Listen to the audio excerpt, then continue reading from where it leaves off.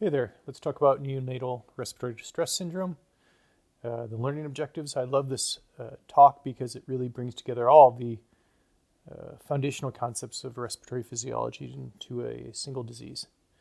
We're going to define neonatal respiratory distress syndrome, or NRDS. We're going to list the risk factors associated with it. Here's the fun part. We're going to apply Laplace's law, lung compliance, pulmonary vascular resistance, and extra-pulmonary shunts to the etiology of neonatal respiratory distress syndrome. We're going to differentiate between type 1 and type 2 alveolar epithelial cells and their role in NRDS. And within common clinical scenarios, we'll identify the clinical signs and symptoms of neonatal respiratory distress. And finally, we'll explain how the application of positive end expiratory pressure and exogenous surfactant improves patients with neonatal respiratory distress syndrome. So, let's define neonatal respiratory distress syndrome. This is a normal lung. It looks beautiful.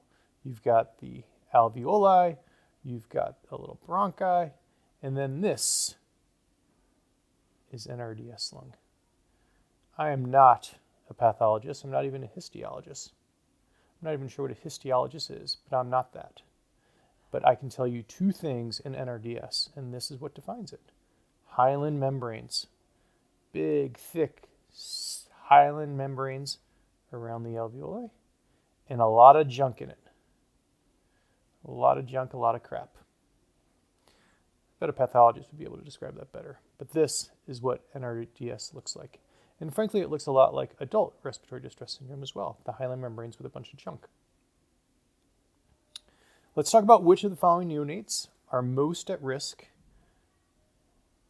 for developing neonatal respiratory distress syndrome. And I'll give you a couple choices. Here's one, a 28-week-old female whose mother had preeclampsia and received steroids 12 hours prior to vaginal delivery. The baby's 1,500 grams. How about a 31-week twin infant who was the donor in a twin-twin transfusion? This baby's only about 1,010 grams. C, 32-week female infant whose mother has had rupture of premature membranes for 2 weeks. A little bigger, 2,000 grams. 33-week male infant whose mother is poorly controlled diabetic and has a repeat C-section. This baby's big, 3,500 grams. I didn't even let you think about it. Sorry about that. Usually like that 5-second, 10-second pause, and a lot of you actually slow down the video when you're watching to make that pause longer so you can really think about the answer. I'm sorry. Truth is I'm not into it that much right now. It's kind of dark outside today. I'm just laying in bed. Got that weighted blanket on me, pillow beneath my head. I'm just lecturing like this. I think they call it lecturing and chilling or something. But why is the baby who's the oldest and the biggest more likely to have NRDS? Well, let's dig into the risk factors. Here are the risk factors that increase the chance of you having neonatal respiratory distress syndrome. Prematurity, we all know that. The less mature you are, the younger you are in gestation, the more likely you are to have NRDS and lack of surfactant production. Male sex, I don't think anyone really knows why, but males tend to have a harder time. Cesarean section, that kind of makes sense. You could imagine that just being pushed through the birth canal helps precipitate the production of surfactant. Maternal diabetes, babies whose moms have diabetes often do more poorly, and then twins. Two things that reduce the risk significantly. Fetal stress, anything that makes the baby work harder makes their lungs mature faster. And then prenatal steroids, giving that about 12 hours to 24 hours ahead of time, really helps produce surfactant. I'm going to go back to those options I had. So, 28 female whose mother had eclampsia, received steroids. Having eclampsia, that's going to cause stress in the baby. Steroids, there you go, help. A 31-week twin infant who was the donor in twin-twin transfusion. Well, we know that donors, meaning they've given the blood to the other baby, they have a lot of stress, so they often do better. And then 32-week female whose mother had rupture of membranes for 2 weeks. Well, that's a fair amount of stress as well. So that's why I would argue that this male infant who's had a C-section and the mom had poorly controlled diabetes would be most at risk. prematurity in surfactant. You're going to see this graph here, and I think it's a really complicated graph and actually sort of isn't quite as important as it used to be. But what it tells you is that this springomyelin is relatively produced at the same rate all the time. But lecithin isn't really produced until about 32 weeks. And so as this increase in the LDAS ratio goes up, most people think that the babies will have more mature lungs. And when they used to do amniocentesis all the time to determine whether the babies would have mature lungs, they would look at this ratio. Full production of surfactant occurs sometime between 32 and 34 weeks in the average baby. But production can be sped up by fetal stress or maternal steroids. The L to S ratio can assess lung maturity, but again, I don't think it's quite as commonly used as it used to be.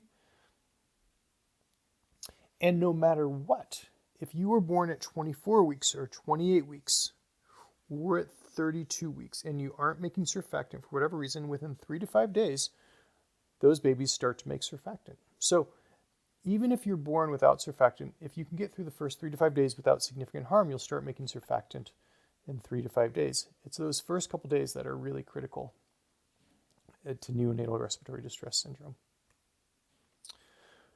Okay, the fun part. We're going to take Laplace's law, we're going to take lung compliance, we're going to take pulmonary vascular resistance, and we're going to talk about shunts, and we're going to say how all of those have to do with neonatal respiratory distress syndrome.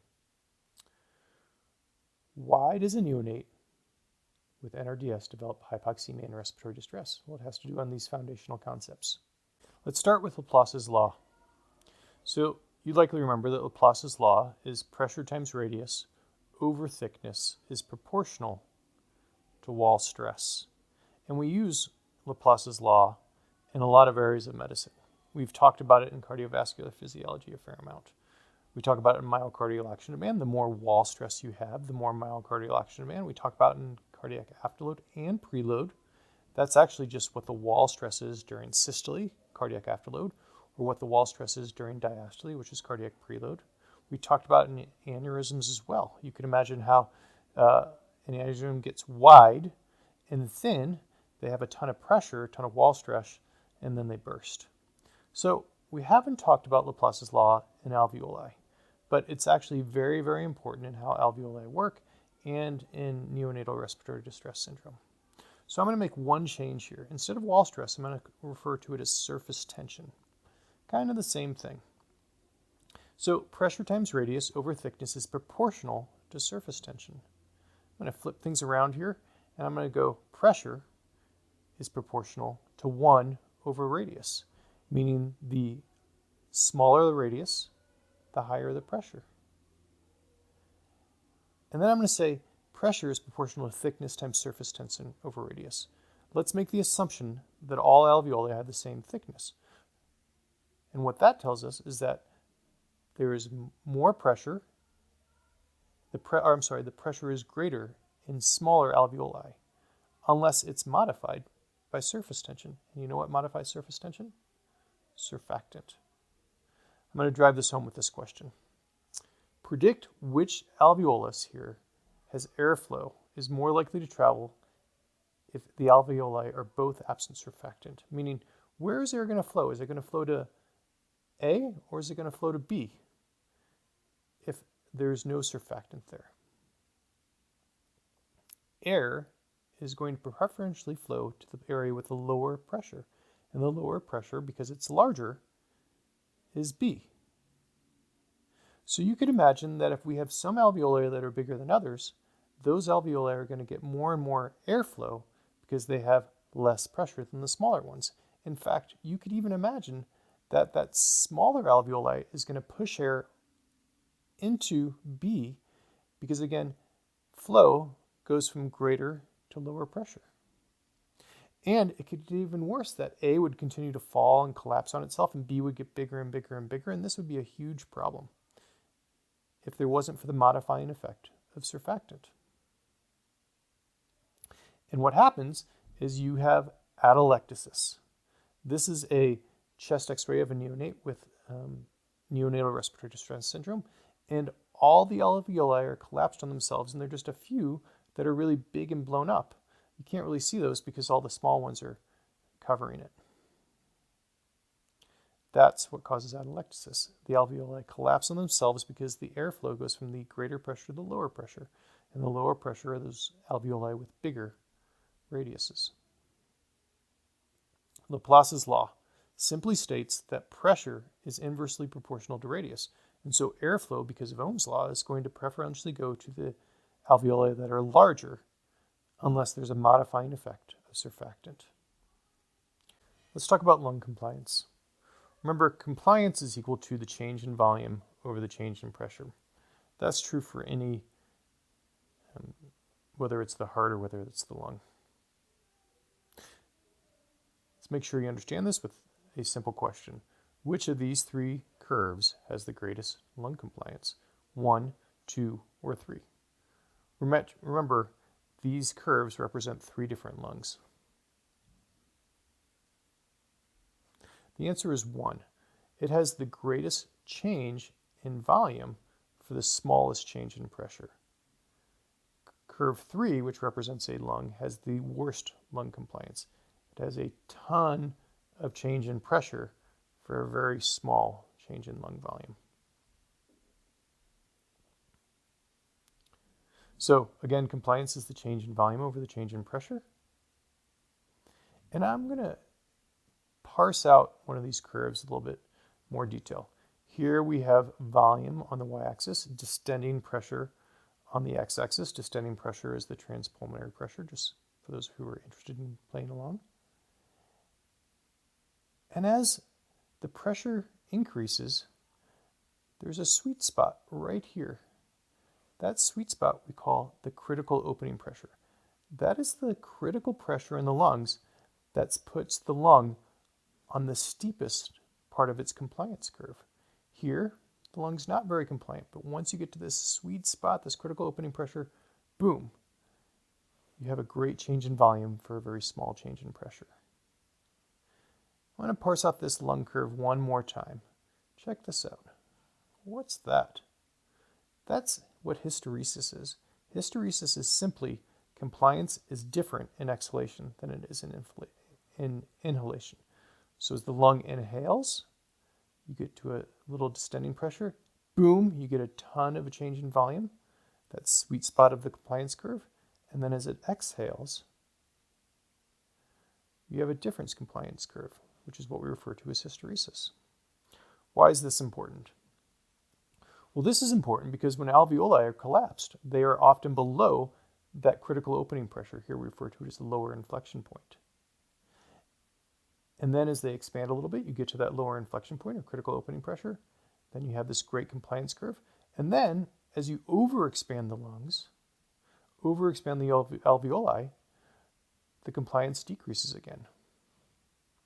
You could imagine that neonatal respiratory stress syndrome, where you have many alveoli that are collapsed and a few that are overdistended, that neither of those are on the sharp part or the steep part of the compliance curve. So this would be representative of the lung in neonatal respiratory distress syndrome. And it leads to increased atelectasis, decreased compliance, and increased critical opening pressure that would need. Here's the critical opening pressure for this curve, and here's the critical opening pressure for this curve. This is higher, it's greater. And that all ends up with increased respiratory distress. So we've talked about Laplace's law, we've talked about lung compliance. Let's go into a case. Okay, so you've got this x-ray. This is a classic newborn x-ray. Doesn't look horrible, doesn't look great. I don't expect you to really dig into this too much, but you could say there's a little atelectasis, maybe some increased pulmonary vascular markings, but not the worst. Here are some vital signs for this newborn. Heart rate's 165, blood pressure is 65/35. Both those are normal. The respiratory rate is 80. This baby is breathing wicked fast. Most babies breathe between 20 and 30 times a minute. And the saturations are 82%. Doesn't take you to be a second-year medical student to know that 82% is a low oxygen saturation. Here's the blood gas, 7.3250 with a PaO2 of 45, a bicarb of 24, and 82% oxygen saturation. At this point, you should recognize that this is a respiratory acidosis. Excuse me, I'm burping. A respiratory acidosis without compensation. And I'm sorry, I don't know if you can hear the banging of dishes and audio in the background. Usually I try to do this somewhere where it's kind of quiet, maybe in the basement, but today, again, I'm laying in my bed lecturing this, and I just can't get up the energy to go tell my family to turn down the audiobooks. Okay, so then they put the patient on 0.6 FiO2, that's 60% oxygen, and this is the blood gas. I made it easy for you. The acid-base status does not change, and the PO2 goes up a little bit. Remember, the fifth step of interpreting a blood gas is interpreting the oxygen, and in order to interpret the oxygen, you need to calculate the AA gradient. So this is a respiratory acidosis without compensation with a large AA gradient. What is the cause of hypoxemia? I'll give you a chance to figure that out. You can listen to them. Listen to, I think it's the Omnivore Dilemmas is what they're listening to right now. I think that's the case because when I bought a turkey for my family for Thanksgiving, my 7-year-old asked me if it was locally raised and butchered. I had to tell him no, I got it at Kroger. Okay, 5 causes of hypoxemia. We all know what they are. There's low partial pressure of oxygen. There's hypoventilation. There's VQ mismatch, which really refers to as a low ventilation to perfusion ratio, meaning less ventilation than perfusion. Shunt and diffusion abnormality. You should also be able to differentiate based on the AA gradient and respond to oxygen. In this case, I would tell you that it's most likely VQ mismatch and diffusion abnormality. There's issues with diffusion abnormality, whether it's the surface area or the thickness between the alveoli and the capillaries. And clearly there's VQ mismatch because there's going to be areas where there's more perfusion than ventilation. And that's often the cause of little babies with neonatal respiratory distress syndrome. But then all of a sudden, 12 hours later, you get an x-ray and it looks like this. What's new? Well, first of all, you can see that the lung is completely collapsed. We call this a whiteout. That is just atelectasis all over the place. All those alveoli have collapsed on themselves. Then there's some new equipment. You've got this endotracheal tube going from the mouth into the trachea. You've got this feeding tube going all the way down into the stomach. I actually refer to it as a nasogastric tube. They're probably not feeding the baby. They're probably sucking out contents from the baby's stomach. Then you've got umbilical lines. This is an umbilical venous line that goes into the inferior vena cava. This is the umbilical arterial line, which goes into the aorta. This baby's not doing great. You've got this baby on 100% FiO2, and this is your blood gas now. Again, an acidosis, but now instead of just a respiratory acidosis, you can see that we have a mixed metabolic and respiratory acidosis because both the CO2 is high and the bicarb is low. And the baby still has profound hypoxemia with a large AA gradient. If you were on 100% oxygen and you had healthy lungs, your P little AO2 should be somewhere between 300 and 400. Not the case here. So what is the cause of hypoxemia in this baby? Let's talk about the 5 causes of hypoxemia. Don't get too excited about it. Just think real hard and long and figure out what is this baby got that's causing the baby's hypoxemia. All right. We've got the hypoventilation. We've got the VQ mismatch. We've got the diffusion abnormality, and we've got the shunt. And you're saying, this baby doesn't got a shunt. Shunt's got a hole in the heart, and this baby is fine. Why would this baby have a shunt? Well, I'm going to convince you that this baby's got a shunt. But let's talk about the hypoventilation first. That is, by the way, my impersonation of Matthew McConaughey. I've been listening to him a lot, and I think I could be in a rom-com if I wasn't having to teach you guys. Fools Rush In, The Gold Rush, Failure to Launch. I could have done all of those. I could have done them. Maybe a few more sit-ups, a better mustache, and I could have done it. No idea what I'm talking about right now. Again, I'm just like laying in my bed and my kids are in the background. Hey guys, come on. Hypoventilation. Well, why is this baby hypoventilating? Well, you saw the CO2s. I think it's 60 now. The baby's not ventilating very well. There's not very much oxygen being delivered to the alveoli. You can buy that. VQ mismatch. The VQ mismatch is never going away. It's there all the time. Too little ventilation for too much perfusion.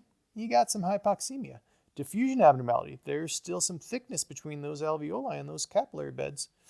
You're not going to overcome that. But what about the shunt? Well, let's talk about the shunt. I told you I was going to talk about shunt. I'm going to talk about the shunt. Just give me a second. But before we talk about the shunt, we got to talk about the pulmonary vascular resistance. We've talked about Laplace's law. We've talked about compliance. We've talked about the causes of hypoxemia. Now we're getting into this pulmonary vascular resistance. Solid foundational concepts of lung physiology. You've seen this before. You've got the lower inflection point where the alveoli are collapsed, and you've got the upper inflection point where the alveoli are overdistended. You've also seen this before. You've got pulmonary vascular resistance. When the alveolar volume is small, it's really high. When the alveolar volume is really large, the pulmonary vascular resistance is really high. And there's a sweet spot in the middle. And let me tell you right now, these babies are not in the middle. They've got overdistended alveoli. And they've got collapsed alveoli. And because of that, they've got increased pulmonary vascular resistance. And don't forget the other factors. These babies, they've got hypoxemia and they've got acidosis. Both of those increase pulmonary vascular resistance as well. And together, you're talking too high. And then on top of all that, babies have normally a high pulmonary vascular resistance. And it's got to drop over the first couple of days to transition to what we all live like. So I've convinced you about the PVR. Let's talk about the shunts. There are two shunts that all babies are born with. That ductus arteriosus and that little hole in the atria they call the PFO, or the patent foramen ovale. Okay, you've convinced me they're holes in the heart. So what about the shunting? Well, it's all about pulmonary vascular resistance versus systemic vascular resistance. And in these babies, you've got such high pulmonary vascular resistance that it's actually higher than the systemic vascular resistance, and the blood flows from the right side to the left side through those two holes, through the PFO and through the ductus arteriosus. And because of that, the blood doesn't get oxygenated at all, and you have a classic shunt. Let's move on to the common clinical scenarios and identifying the clinical signs and symptoms of neonatal respiratory distress. And you're actually going to understand why babies look like this. Well, you can see that this baby is breathing fast. You can see that this baby has retractions. I'll show you these retractions right here. It's pulling, pulling, pulling. This baby's got something called nasal flaring, and you can see that right here. The nose is sort of going in and out, in and out, in and out. And then you've got grunting, and you can't really hear the grunting because I'm not showing that audio, but the baby, every time it takes a breath, as it breathes out, it's going to go,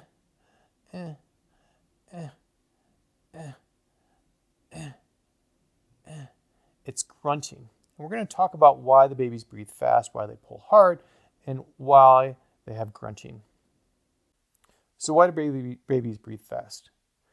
Remember this basic concept. Whenever we breathe, we have dead space ventilation and we have alveolar ventilation.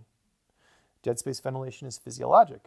It's in the trachea, it's in the bronchi. Alveolar ventilation, that's where the money happens. That's where oxygen and carbon dioxide get exchanged. But when you get sick, you have an increase in dead space ventilation. And because that dead space ventilation is overcoming some of the alveoli, and the alveoli are sick, you have decrease in effective alveolar ventilation. Well, the only way the babies can make up for that is by breathing faster and increasing their minute ventilation. They increase their minute ventilation by increasing the respiratory rate from maybe 20 to 30 to 60 to 80, and they're able to compensate for some of that decreased alveolar ventilation. That's why they breathe fast. What about retractions?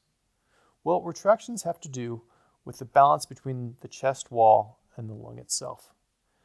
Here's this curve again, and remember, curve 3 is a curve where there's very little compliance, maybe because the baby doesn't have any surfactant. And for every change in volume, it requires a great change in pressure. And then here's the schematic of the chest wall and the lung.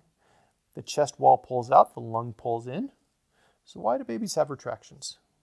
Well, babies have retractions because they have decreased compliant lungs when they don't have surfactant. And because of this, they have a higher distending pressure. It takes more pressure to open up their lungs. And this leads to increased lung elastic recoil. The lung is pulling harder and harder on itself. But guess what? The chest wall, which is the counteracting force, is quite floppy.